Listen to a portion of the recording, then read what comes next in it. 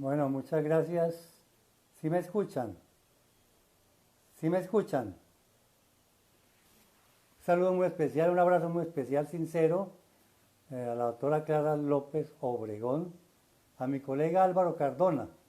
No lo alcanzo a ver porque mi celular no da para ver tanta gente junta, pero un abrazo muy especial a todos por estar aquí presentes en esta charla. Yo voy a hacer un poco de contexto, a resolver dos o tres preguntas que la opinión pública y la opinión en general experta se hace.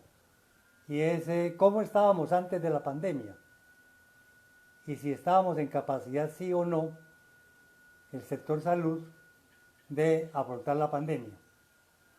Nosotros inicialmente recibimos información científica de lo que estaba pasando en China. Los diferentes equipos universitarios, académicos, tenían información sobre lo que estaba pasando y además estaban experiencias previas. Esa información por el sector académico y el sector científico fue evaluada, fue revisada y se le recomendó al gobierno inicialmente lo que se consideró era lo más pertinente desde el punto de vista de los instrumentos de salud pública. Y se le recomendó que se hiciera el aislamiento, o que llaman cuarentena, que era la medida más efectiva desde el punto de vista de instrumentos de salud pública para contener la pandemia. Además, que se revisara con toda seriedad la situación hospitalaria, ya que no solamente los hospitales públicos, sino los hospitales privados del país venían pasando y siguen pasando por una crisis seria, una crisis severa, una crisis no solamente del flujo de recursos, sino una crisis institucional de no coordinación de actividad y de cada uno haciendo lo que bien pudiera. Y la otra crisis que estaba pasando el sistema de salud colombiano y que pasa todavía es la falta de gobernanza que llaman unos, o autoridad sanitaria que llamamos otros. Y además la situación de los trabajadores de la salud. Cómo los trabajadores de la salud, que son los que tienen que responder por la salud de la población, estaban en condiciones completamente lamentables. Lamentables desde el punto de vista de equipamiento, o sea, los mecanismos normales de bioseguridad que se deben tener los hospitales para el personal de salud, y menos a tener equipos de bioseguridad como lo ordenan la OMS en su momento para las pandemias o para las epidemias. Y además, cómo estaba su situación laboral propiamente dicha, qué tipo de contactos tenían, si estaban sí o no afiliados a la seguridad social, si estaban recibiendo los salarios justos, adecuados, qué tipo de contratación tenían, si estaban recibiendo educación médica continua, actualización médica, que llamamos nosotros. Y nos dimos cuenta que no. Es decir, el coronavirus destapó una realidad que nosotros dentro del sector conocíamos de años atrás, o que conocemos de años atrás, y que venimos haciendo diferentes propuestas para salir de la crisis institucional por la cual se estaba pasando. Entonces, primera pregunta, el sector salud no está preparado ni para una situación normal, porque viene de crisis en crisis, ni mucho menos para resistir una pandemia o una epidemia donde las condiciones de trabajo cambian fundamentalmente. No solamente el modelo de salud debe cambiar, que no ha cambiado desafortunadamente para la pandemia, y que además deben cambiar los mecanismos administrativos de funcionamiento del sistema de salud. Quiero recordarles, por ejemplo, dos cifras. Las EPS y las Secretarías de Salud y el Ministerio de Salud deben a la red pública y la red hospitalaria cerca de 20 billones de pesos, doctora Clarita. ¿Usted qué sabe de cifras? 20 billones de pesos al sector público y al sector privado. Esa es una cifra escandalosa. Muchas de esas, mucho de ese dinero es a más de 360 días que se le debe. Esa sola situación de iliquidez de la red pública y la red privada hospitalaria, pues estaba arrastrando una mala prestación de los servicios de salud. Y más ahora con la epidemia, pues mucho más complicado, y ahorita paso a explicar por qué. Entonces nosotros le dijimos al gobierno, tiene que decretar la cuarentena ya.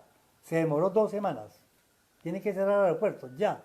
Se demoró 2 semanas o más por intereses corporativos de altos funcionarios del Estado, se dice. Intereses financieros y corporativos. Pero no se tomó esa medida, que era una medida muy importante. Segundo, pasar inmediatamente a proteger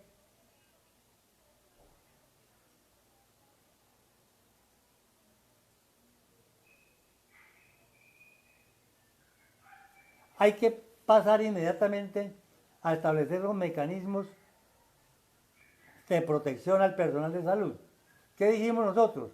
Primero, pues recogiendo la experiencia internacional de China, de Corea, lo que estaba pasando en Italia, en España y en Francia, mecanismos de protección tales como vestimenta especial, tales como transporte especial, tales como desinfección y aseo especial a las unidades hospitalarias, porque las unidades hospitalarias, si no se les hace un aseo especial, pues se convierten en foco de transmisión y en foco de infección.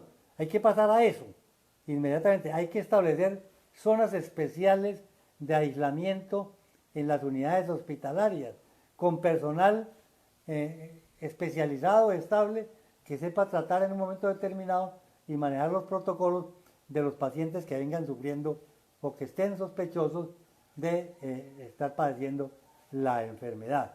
Es decir, hay que hacer toda una serie de cosas para afrontar la situación.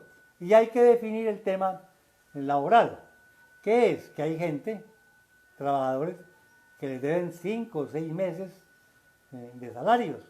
Tenemos el caso hoy, que se les acaba el contrato, le acabaron el contrato a 700 trabajadores de la salud en Antioquia que prestaban servicios a Medimás a través de un tercero llamado Génesis, donde prácticamente los pusieron en la calle por intereses financieros, no sabemos. Hay una situación de irregularidad allí, les debían toda esa cantidad de dinero. Y hay situaciones en el país que son peor todavía. Aquí son 4 meses. Hay sitios donde se les deben 11 y 12 meses de solos salarios, para no hablar de vacaciones, de prima, lo normal.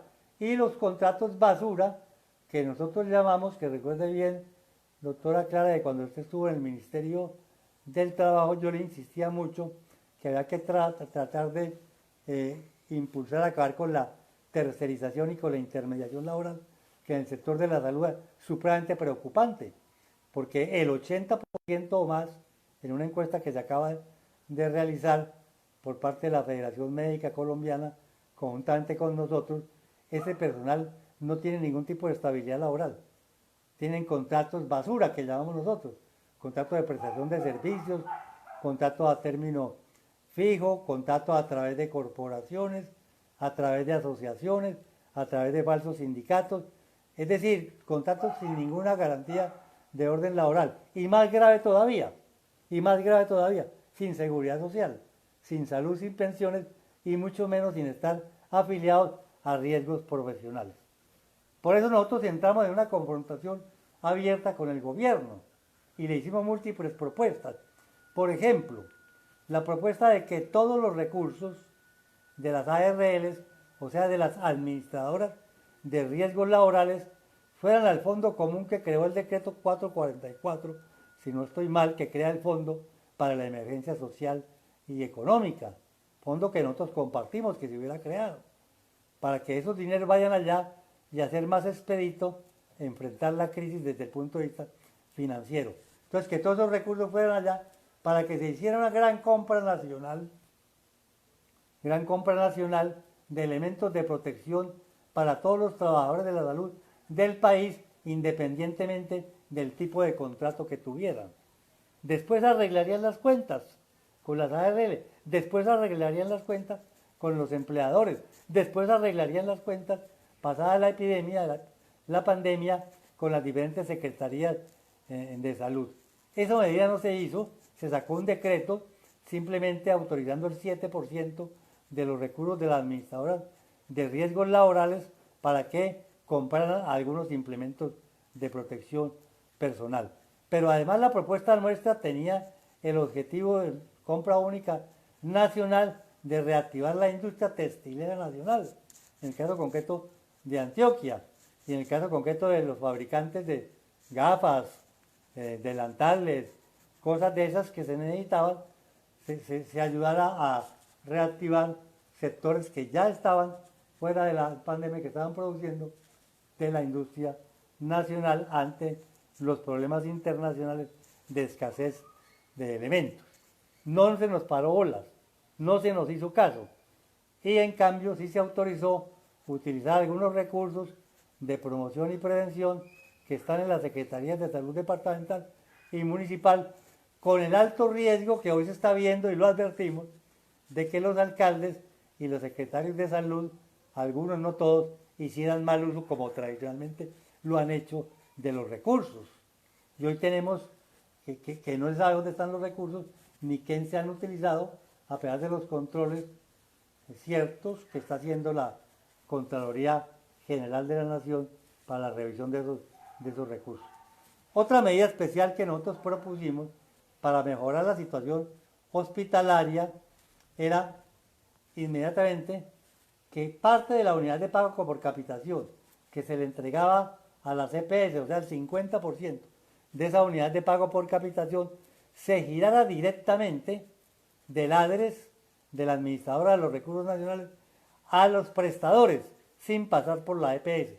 O sea que lo que nosotros llamamos giro directo al prestador, que es el que necesita atender la epidemia, necesita tener insumos, muchos de ellos costosos, porque son pacientes que van a unidades de cuidados intensivos, donde necesitan medicación y necesitan cosas especiales que son de un costo elevado.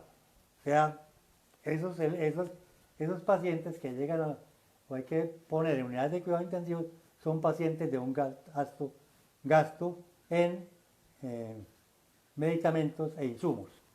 Tampoco se hizo y no se ha hecho. Antes, por el contrario, se le dio más plata a las EPS, que han demostrado antes de la pandemia su ineficiencia, y ahora durante la pandemia con mayor razón, porque ni siquiera autorizan las órdenes para practicar los exámenes. Otra situación que nosotros planteamos desde un comienzo, y constan documentos y constan declaraciones nuestras, consistía en hacer lo que se llama testeo o tamizaje al mayor número de personas posibles, empezando por los trabajadores de la salud, que son los más expuestos, que consideramos que son la primera línea de contención, donde van los pacientes a consulta. Entonces, que es necesario hacer testeo masivo a todas esas personas, independientemente si tienen o no tienen síntomas. Y también sacar del servicio de prestación directa del servicio de salud a las personas que tuvieran algunas patologías o comorbilidades que llaman, pacientes hipertensos, pacientes diabéticos, pacientes con enfermedad pulmonar obstructiva crónica, mayores de 60 años, ponerlos a hacer otras actividades en las unidades hospitalarias diferentes a las actividades de atención directa de pacientes respiratorios, que es la primera consulta que hace el paciente enfermo. Dado que en los informes internacionales se estaba afirmando que los pacientes asintomáticos, es decir, aquellos pacientes que no tienen síntomas, son transmisores del virus. Entonces, como son transmisores del virus, los pacientes que tienen síntomas, cualquiera es sospechoso, y era necesario que de las unidades hospitalarias el personal de salud, con esas dificultades, con esas comorbilidades, se retiraran de las unidades hospitalarias. Una recomendación que se hizo al gobierno. y a los empleadores, a los diferentes gerentes de los hospitales, para proteger a esos trabajadores de la salud. Y lo otro es el transporte y nuevos sistemas de asepsia de los hospitales. No es la asepsia común y corriente que hacen las empresas temporales, sin demeritar la labor de los trabajadores de las empresas temporales que hacen el aseo en las unidades hospitalarias. Pero sí se necesitan unos mecanismos diferentes de aseo a los que tradicionalmente se hacen en las unidades hospitalarias. O sea que a ese personal era necesario lo más rápidamente posible prepararlo, darle capacitación y nuevos instrumentos para practicar el aseo en las unidades hospitalarias. Propusimos también crear una planta temporal nacional a cargo del Ministerio de Salud, una planta temporal dependiendo directamente del Ministerio de Salud y que se le entregara a las Secretarías de Salud sin tercerización laboral, sin intermediarios, puesto que también sabemos que hay muchos intermediarios, incluso colegas nuestros que están detrás de los contratos. En la pandemia aparecen de todo, aparece el especulador, aparece de todo aparecen en situaciones de crisis. Y obviamente el sector de la salud no es ajeno a esa situación. Entonces, planta nacional para que con todas sus prestaciones ubicara dentro de las unidades hospitalarias que lo requirieran. Y lo que hizo el gobierno fue sacar un decreto intimidatorio como si nosotros estuviéramos negándonos a prestar el servicio. Simplemente estamos diciendo, estamos dispuestos a mandato, juramento hipocrático, pero de garantías para prestar el servicio en forma adecuada. Y así se hicieron otra serie de propuestas. Y la otra, pero bien importante, ya dije el giro directo, era que se restablezca la autoridad sanitaria. Antes de la pandemia, y todavía, porque eso no ha cambiado mayor cosa, la autoridad sanitaria sigue estando en manos de las EPS. Es decir, unas entidades intermediarias de recursos financieros, de recursos públicos, como son los recursos de la salud, que han demostrado su ineficacia y su ineficiencia y muchas veces corruptas, controlando el sistema, no es posible. No es posible. Entonces dijimos, el gobierno en sus decretos de emergencia debe restablecer la autoridad sanitaria en los gobiernos municipales. Llámense gobernaciones, llámense en alcaldías y sus diferentes secretarías y obviamente el Ministerio de Salud como máxima autoridad sanitaria del país. Lo puso a la colaboración, lo puso al si quieren, y eso no funciona así. Porque si las EPS ni las ARL le han hecho caso a la Superintendencia de Salud durante todos estos años de vigencia de la Ley 100, menos ahora, cuando le deben, como ya lo dije, cerca de 20 billones de pesos a la red pública y a la red prestadora de servicios de salud. Nosotros seguimos insistiendo en nuestras propuestas. Si bien es cierto, y por eso le hacía la pregunta la vez pasada al constitucionalista doctor Armando Novoa, de que si el gobierno podría hacer uso nuevamente de las facultades extraordinarias, otro decreto para solventar el problema. Sí, son 90 días por año, contestó él. Incluso hay sociedades científicas que le están pidiendo al gobierno nacional que aumente, pues que saque un decreto nuevamente decretando la emergencia social. Ahí hay un debate jurídico, un debate constitucional que no quisiera pues nosotros meternos. Lo que nosotros queremos es, como sector de la salud, atender lo mejor posible y con los menores riesgos posibles a la general de su patología y en particular a los resultantes de la epidemia del coronavirus. Esa es nuestra misión, ese es nuestro objetivo. Seguimos insistiéndole al gobierno nacional. Y además, porque hay una circunstancia especial para la red pública y red prestadora de servicios de salud en este momento. Como cambió el modelo de salud, como se suspendieron las actividades, digámoslo, electivas que llamamos nosotros en nuestro argot, electivas o no urgentes, tanto en las unidades de hospitalidad pública como privada, y como el modelo de ley 100 estableció que las entidades viven y sobreviven de la compraventa de servicios, pues dejaron de percibir dineros por las cirugías, por las consultas que normalmente hacían las instituciones públicas y privadas, y los trabajadores de la salud que estaban por evento, por cirugía que realicen, por procedimiento que realicen, pues también dejaron de recibir. Por eso nosotros decíamos, no le gire, y decimos, no le gire más plata a las EPS, gire la plata directamente a los hospitales públicos y a la red privada de prestación de servicios, que son los que en última tienen que enfrentar la crisis. El otro tema es el sí o no del levantamiento de la cuarentena, que nosotros ahí pues tenemos una postura que se le manifestó al gobierno nacional, porque sobre eso hay unas indicaciones epidemiológicas claras que mi colega y gran amigo, el doctor Álvaro Cardona, intentará explicar posteriormente. Entonces, primer punto, no estaba preparado el sector de la salud y estaba en crisis antes de la pandemia y continúa en crisis, todavía peor, después de la pandemia, por todas esas razones que dije. Propusimos una serie de medidas de choque para la pandemia, no se cumplieron y vamos a tener dificultades en esta segunda etapa cuando se empieza el levantamiento de la pandemia y los contagiados van a ser mayor y las personas que lleguen a las escasas unidades de cuidados intensivos que existen puedan acceder a ellos. Sobre este punto de las unidades de cuidados intensivos quisiera detenernos, si tengo tiempo, un poco.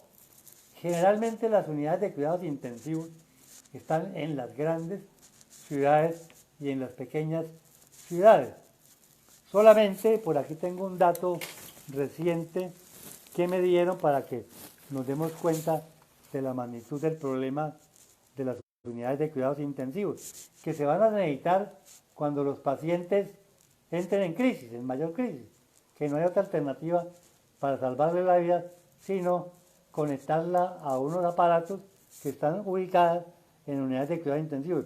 Esas unidades de cuidados intensivos, con el perdón de algunos alcaldes, no se pueden instalar ni en unidades deportivas, ni en canchas de fútbol.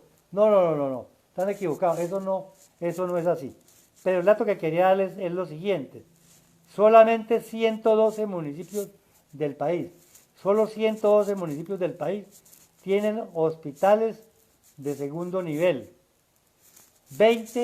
Solamente 20 tienen unidades, hospitales o clínicas de tercer nivel, es decir, donde se pueden ubicar las de tercer nivel, unidades de cuidados intensivos. Y 989 municipios, donde hay 20 millones de habitantes, poseen una red prestadora de servicios mala, por no decir inexistente, como el caso del Chocó y de muchos antiguamente llamados territorios nacionales. O sea que esas unidades de cuidados intensivos están instaladas en las grandes ciudades, y además de que están instaladas en las grandes ciudades, básicamente las tienen son el sector privado. Hay un artículo del Momento Médico, antes de que el gobierno empezara a sacar los decretos que tienen que ver con la prestación de los servicios de salud, donde nosotros propusimos que esas unidades de cuidados intensivos las administrara la autoridad sanitaria, que ya expliqué qué es para la sanitaria, que fueran administradas directamente por la autoridad sanitaria, independientemente de la EPS donde estuviera la persona afiliada o que no estuviera afiliada, y que quién entra y quién no entra a la unidad de cuidados intensivos la decidiera un equipo técnico, sin influencias políticas, para evitar precisamente algo que llamamos selección adversa. Es decir, selección adversa es que entra el que tiene palanca, pues, y se queda el que no tiene palanca, o sea, el pobre. Se queda sin posibilidad, teniendo posibilidad de sobrevivir, y su única posibilidad es a través de entrar en un cuidado intensivo, no pudiera entrar. Y eso solamente se podría lograr que fuera un equipo técnico, personal médico, que conociera la asistencia, que hubiera estado y estuviera haciendo asistencia. Porque una cosa es haber estado en un escritorio, con el perdón de algunos que me pueden escuchar, 20, 30 años haciendo cosas, y otra cosa es estar ejerciendo medicina, viendo pacientes, atendiendo pacientes en forma directa, el que tiene la experiencia. Esa es la persona que puede decidir en un momento determinado, y son las personas más capacitadas, los famosos triajes, que decidir quién entra ya y quién no entra a una unidad de cuidados intensivos ante la escasez de unidades de cuidados intensivos. Que las unidades de cuidados intensivos no solamente son las máquinas, los espacios y los insumos, son los trabajadores. Eso necesita enfermeras, tanto enfermeras profesionales como enfermeras auxiliares. Eso necesita personal especializado en aseo.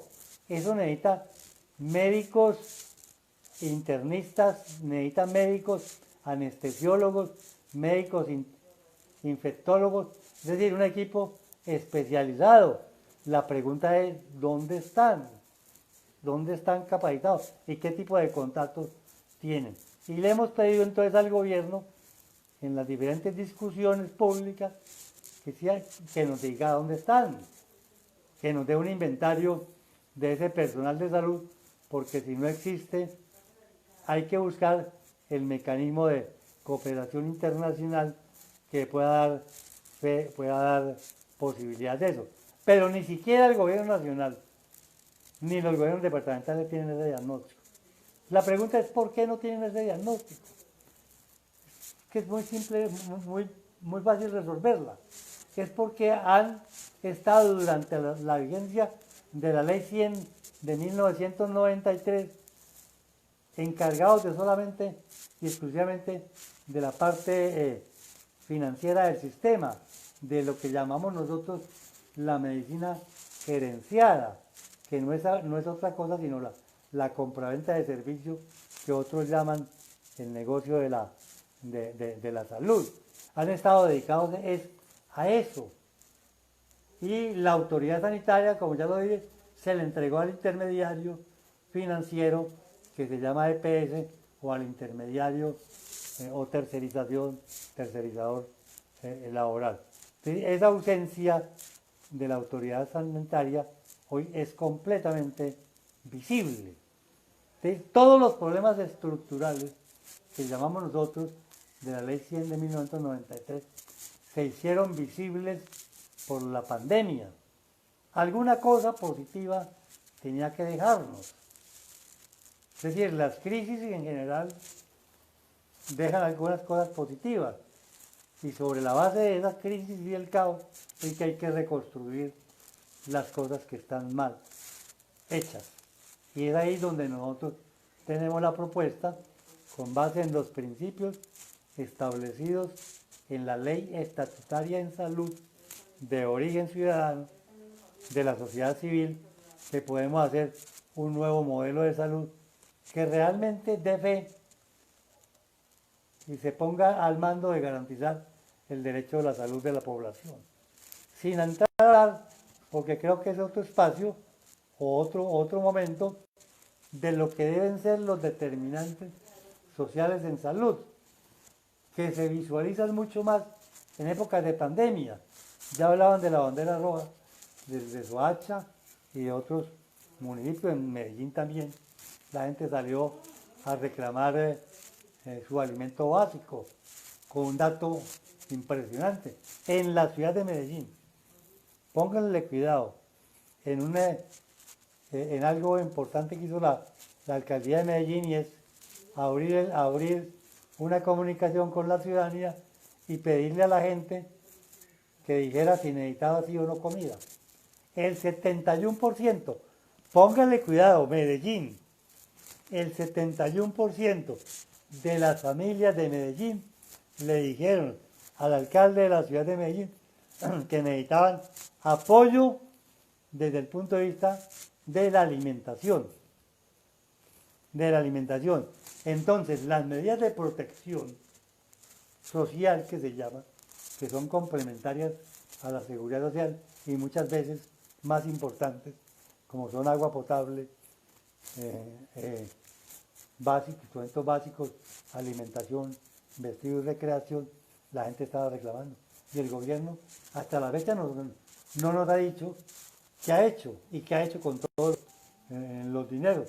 Tendrán que ser los organismos de control lo que le hagan el seguimiento puntual a los recursos y cómo se utilizaron o se han utilizado los recursos durante este tiempo, porque hay muchas denuncias de sobrecostos en alimentación, muchas denuncias de sobrecostos en transporte y en especulación de cosas básicas para la población sin que veamos, ya dijimos que no hay autoridad sanitaria y tampoco vemos que haya de parte de los organismos de control un control a la especulación.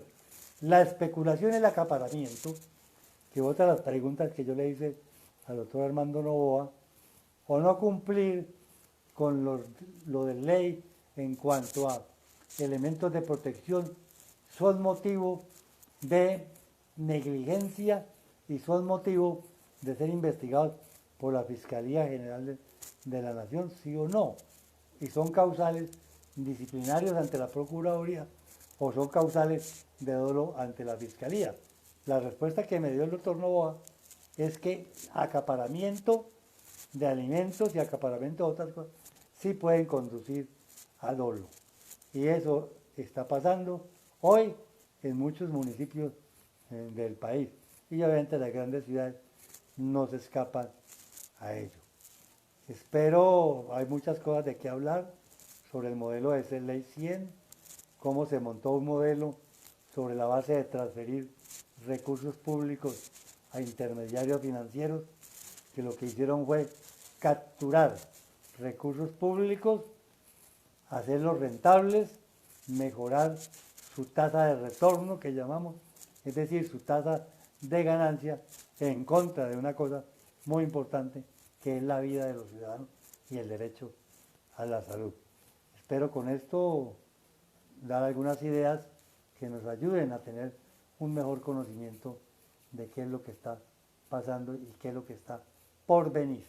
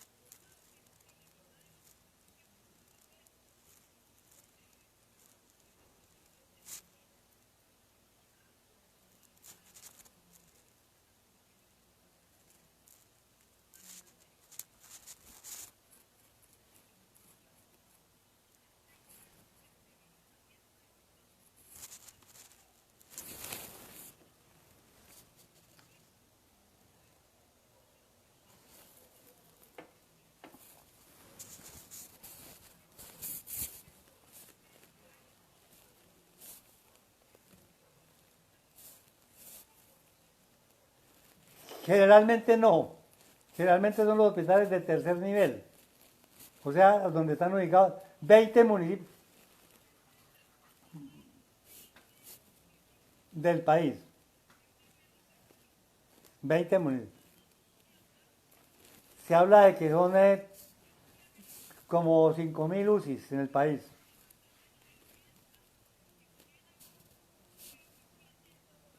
Se habla en el país de unas 5.000 camas de UCI existentes hoy. La mayoría de ellas en clínicas privadas, que en el caso concreto como Medellín, la mayoría de las clínicas privadas hoy son de capital extranjero. Las compraron los extranjeros, no son de capital nacional. Entonces, hacer autoridad sanitaria sobre estas clínicas no es fácil. No es fácil, doctora Clara, y tenemos muchas dificultades. Y si la cosa se agrava, ojalá no estamos diciendo eso. Todo hace prever que sí, va a ser mucho más difícil manejar la situación. Pero son cerca de 5.000 UCIs en el país. Es que vean, en el país hay 900 empresas sociales del Estado, 900 hospitales públicos, pues, 900. Y hay 40.000 entidades privadas de servicios de salud. Es decir, hay una desproporción enorme. ¿Por qué? Porque es que el modelo de ley 100 conduce a eso.